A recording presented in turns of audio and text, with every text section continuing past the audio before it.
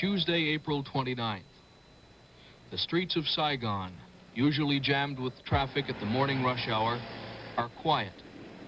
The attack by communist aircraft at Saigon's Tan Son Nhut Airport the day before has prompted a 24-hour curfew. And the only people on the streets are ambulance drivers and policemen. With communist forces only a few miles from the center of Saigon, the order to evacuate American nationals is given. Americans and citizens of third countries who have been guaranteed space on the airlift gather at assembly points for the bus ride to Tan Son Nhut Airport. But the buses have to be abandoned when helicopters at Tan Son Nhut come under fire from both communist and South Vietnamese troops. Heavy shelling at the airport destroys planes on the ground, and American Marines are killed by rocket fire. Journalists filming the action from the roof of their hotel see a South Vietnamese helicopter shot down near the grounds of the presidential palace. At least 10 people die in the crash. The American ambassador, Graham Martin, took personal control of the evacuation. Marines used smoke to signal helicopters they should land on the lawn behind the embassy walls, where they would be protected from ground fire. For the frightened civilians, the first few hundred feet were the most dangerous. After that, they were out of range of rifle and pistol fire.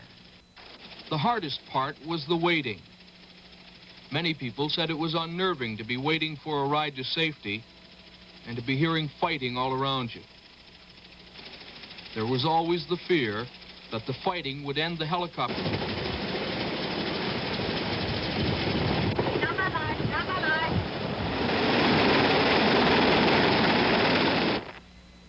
Those South Vietnamese not lucky enough to have been chosen for evacuation defied the curfew and stood outside the embassy gate, begging for a seat on the helicopters.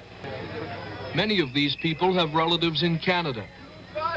Some carried visas issued by the Canadian Embassy in Saigon. But for most, it wasn't enough to get them a ride out.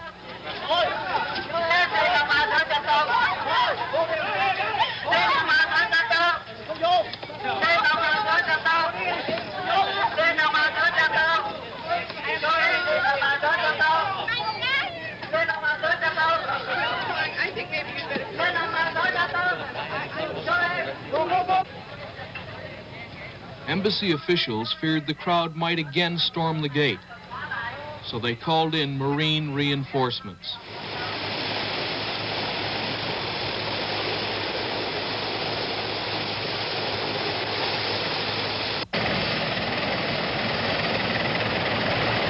The tension mounted as more and more Americans arrived in the compound and began the nerve-wracking wait for a way out.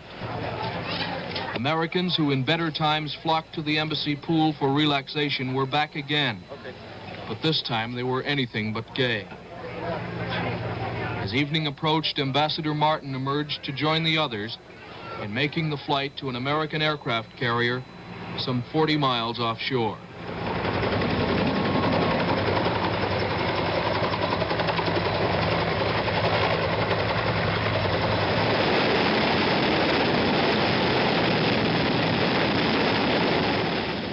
More than 80 helicopters shuttling people out to the carriers.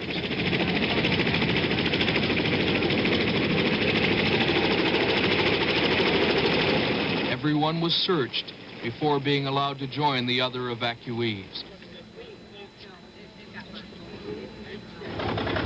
South Vietnamese Army pilots flew their families to safety aboard the carriers as well.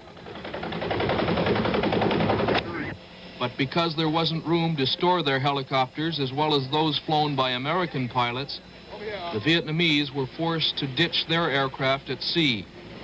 The pilots were picked up by American Navy rescue boats.